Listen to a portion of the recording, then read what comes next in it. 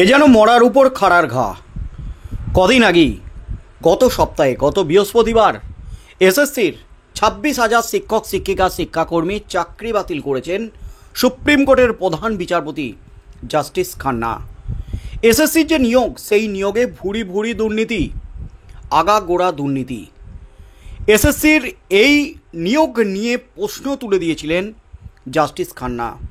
Justice খান্নার নির্দেশে যখন রীতিমতো তোলপাড় চলছে গোটা রাজ্য জুড়ে, তার মধ্যেই যখন প্রাথমিকে 32,000 শিক্ষক শিক্ষিকা শুধু নয়, 60 থেকে 70,000 শিক্ষক শিক্ষিকার ভাগ্য এই মুহূর্তে হাইকোর্ট সুপ্রিম কোর্টের হাতে বাঁধা, ভাগ্য যেখানে অনিশ্চিত, ঠিক সেই মুহূর্তে আবারও বড় ধাক্কা রাজ্যের, একেবারে জোর ধাক্কা রাজ্যের।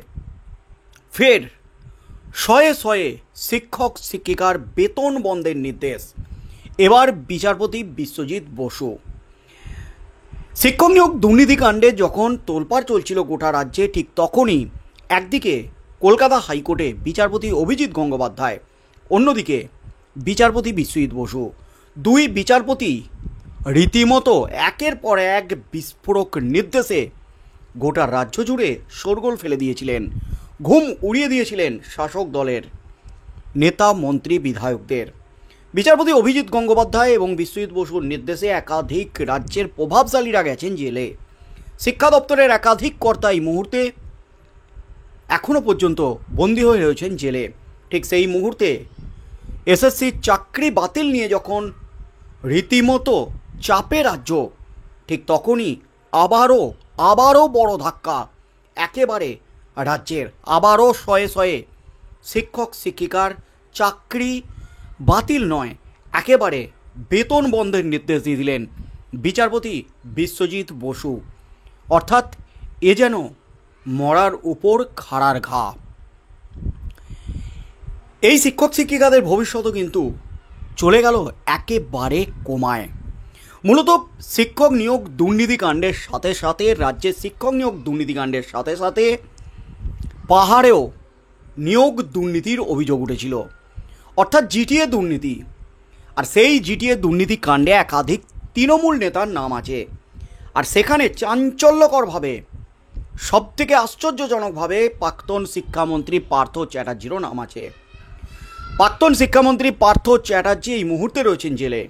তার মধ্যে এই প্রভাবশালীদের বিরুদ্ধে, অভিযুক্তদের বিরুদ্ধে পদক্ষেপ নেওয়ার জন্য বারবার নির্দেশ দিচ্ছিলেন বিচারপতি বিশ্বজিৎ বসু, কিন্তু রাজ্য সিআইডি এখনও পর্যন্ত কোনো পদক্ষেপই নেয়নি। বিচারপতি বিশ্বজিৎ বসু কিন্তু এবার লাস্ট ওয়ার্নিং দিয়ে দিলেন, এটাই শেষ সুযোগ। একেবারে বড় ধাক্কা, 72 ঘন্টার ডেডলাইন বেঁধে দিলেন রাজ্যকে। ধাক্কার পর ধাক্কা, সুপ্রিম কোর্টের পর এবার শিক্ষকদের আরেক মামলায় আদালতে প্রশ্নের মুখে রাজ্য। গত সপ্তাহে নিয়োগে দুর্নীতির জেরে 2016 সালে গোটা প্যানেল বাতিল করে দিয়েছে সর্বোচ্চ আদালত, যার জেরে চাকরিহারা প্রায় 26,000। সেই নিয়ে উত্তপ্ত আবহে এবার এক ধাক্কায় 313 জন শিক্ষকের বেতন বন্ধের নির্দেশ দিল কলকাতা হাইকোর্ট। বেঁধে দেওয়া হলো টাইট ডেডলাইনও। সোমবার জিটিএতে অর্থাৎ পাহাড়ে শিক্ষক নিয়োগের দুর্নীতি মামলায় শুনানির জন্য উঠেছিল কলকাতা হাইকোর্টে। সেই মামলাতেই বিচারপতি বিশ্বজিৎ বসুর নির্দেশ, ওই 313 জন শিক্ষকের বেতন বন্ধ করতে হবে। পাশাপাশি আগামী 72 ঘন্টার মধ্যে রাজ্যকে ওই 313 জন শিক্ষকের সব তথ্য আদালতে জানাতে হবে বলেও সাব নির্দেশ। আদালত সূত্রে খবর, কিভাবে ওই শিক্ষকদের নিয়োগ করা হয়েছে তা জানানোর জন্য রাজ্যকে নির্দেশ দিয়েছিল হাইকোর্ট, তবে কোনো উত্তর মেলেনি। এরপরই এদিন নথি খতিয়ে দেখে ওই 313 জন শিক্ষকের বেতন বন্ধের নির্দেশ দিলেন বিচারপতি। এদিনের শুনানিতে ফের রাজ্যের ভূমিকা নিয়ে প্রশ্ন তুলে দিলেন বিচারপতি এবং তিনি বলেন, এই শিক্ষকদের ন্যূনতম প্রশিক্ষণ রয়েছে কি, এদের শিক্ষাগত যোগ্যতা কি রয়েছে। উল্লেখ্য, এদিন আদালতের নির্দেশ মতো স্ট্যাটাস রিপোর্ট জমা দেয় সিআইডি। সেই রিপোর্ট দেখে এই শিক্ষকদের বেতন বন্ধের নির্দেশ দেয় ক্ষুব্ধ আদালত। বিচারপতি স্পষ্ট প্রশ্ন, রাজ্য কেন এদের বেতনের ভার বহন করবে। এরপরই আগামী 72 ঘন্টার মধ্যে রাজ্যকে সকল শিক্ষকদের সব তথ্য আদালতে জানানোর নির্দেশ দিয়েছেন বিচারপতি। আগামী বৃহস্পতিবার এই মামলার পরবর্তী শুনানি। আদালতের নির্দেশের পর রাজ্যের পরবর্তী পদক্ষেপ কী হয় তা জানানোর কথা বলা হয়েছে। অর্থাৎ বড় ধাক্কা একেবারে শিক্ষক নিয়োগ দুর্নীতিকাণ্ডে রীতিমতো তোলপাড় গোটা রাজ্য। আজ মুখ্যমন্ত্রী মমতা ব্যানার্জি নেতাজি ইন্দোরে তিনি কিন্তু ফুঁসে উঠে একের পর এক বিস্ফোরক দাবি করেছেন শিক্ষক নিয়োগে যে এত ভুরি ভুরি দুর্নীতি হয়েছে, চাকরি বিক্রি হয়েছে, চাকরি চুরি হয়েছে, সেটা তিনি ভুনাক করেও টের পায়নি, সেটা তিনি জানতেন না, তিনি দাবি করেছেন। তাতেও তাকে অভিযুক্ত করা হচ্ছে, কাঠগড়ায় তোলা হচ্ছে। তিনি কিন্তু এই দাবিটা করেছেন। শিক্ষক নিয়োগ দুর্নীতি কাণ্ডে শুধুমাত্র এসএসসিতে নয়, প্রাথমিকেও দুর্নীতি, সেখানেও হাইকোর্টের নির্দেশে চাকরি গেছে 32,000 শিক্ষক শিক্ষিকার।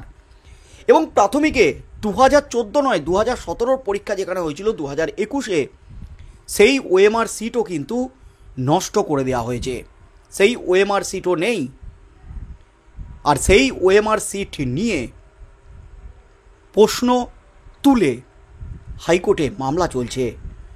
বিচারপতি অমৃতা সিনহা ওএমআর সিট প্রকাশ করতে বলেছিলেন, প্যানেল প্রকাশ করতে বলেছিলেন, কিন্তু সেই মামলা সুপ্রিম কোর্টে স্থগিত আছে। কিন্তু এবার পাহাড়েও দুর্নীতির অভিযোগ উঠল, এবং এই দুর্নীতিরও মেন মাস্টার মাইন্ড সেই প্রাক্তন শিক্ষামন্ত্রী পার্থ চ্যাটার্জি। রীতিমতো বড় ধাক্কা একেবারে রাজ্যের। এবং আজ যা নির্দেশ দিলেন 313 জন শিক্ষকের বেতন বন্ধের নির্দেশ, এটাই শেষ সুযোগ। রাজ্যকে কিন্তু হুঁশিয়ারি দেওয়া হয়েছে বিচারপতি বিশ্বজিৎ বসুর সিঙ্গেল বেঞ্চের তরফ থেকে। নিয়োগ সংক্রান্ত মামলায় বড় ধাক্কা। এমনিতেই প্রাথমিকের মামলা উঠেছিল আজ কলকাতা হাইকোর্টে, সেখানে 32,000 শিক্ষক শিক্ষিকার ভাগ্য কিন্তু ঝুলে রয়েছে। অর্থাৎ সব মিলিয়ে শিক্ষক নিয়োগে ভুরি ভুরি দুর্নীতি কিন্তু সামনে আসছে। মুখ্যমন্ত্রী মমতা ব্যানার্জি খুব উগড়ে দিয়েছেন আইনজীবীদের উপর, বিকাশ রঞ্জন ভট্টাচার্যের উপর, বিজেপি সিপিএমের উপর। তারা চাকরি বাতিল করে দিল এবং রাজ্যের শিক্ষা ব্যবস্থাকে ভেঙে দেওয়ার চক্রান্ত চালাচ্ছে। একটা সুযোগ দেওয়া হলো না শোধরানোর, মানুষ মাত্রই ভুল হয়, এমন দাবি করেছেন রাজ্যের মুখ্যমন্ত্রী মমতা ব্যানার্জি। কিন্তু হাইকোর্টে মামলা গেলেই সেখান থেকেই কিন্তু কেঁচো খুঁড়তে খুঁড়তে কেউটে বেরিয়ে আসছে। মুখ্যমন্ত্রী দাবি করেছেন এত বড় দুর্নীতি হয়েছে তিনি জানতেন না, কিন্তু হাইকোর্টে মামলা গেলেই দুর্নীতির তথ্য সামনে আসছে। জিটিএ নিয়োগ দুর্নীতিকাণ্ডে যেখানে তৃণমূলের হেভিওয়েটদের নাম সামনে এসেছে, সেখানে সেই দুর্নীতি মামলার তদন্ত শুধু নয়, ওই সমস্ত প্রভাবশালীদের কেন জিজ্ঞাসাবাদ করেনি সিআইডি, সেই প্রশ্ন তুলেছিলেন বিচারপতি বিশ্বজিৎ বসু। কিন্তু তারপরও, নির্দেশের পরও এখনও পর্যন্ত তাদের জিজ্ঞাসাবাদ করেনি সিআইডি। কিন্তু সবথেকে চাঞ্চল্যকর বিষয় হলো, এই মামলায় সর্বপ্রথম বিচারপতি বিশ্বজিৎ বসু তিনি সিবিআই তদন্তের নির্দেশ দিয়েছিলেন, কিন্তু সেই নির্দেশের বিরুদ্ধে রাজ্য সুপ্রিম কোর্টে গেলে সুপ্রিম কোর্ট সিবিআই তদন্ত খারিজ করে রাজ্য সিআইডিকে এই তদন্তভার দেয়।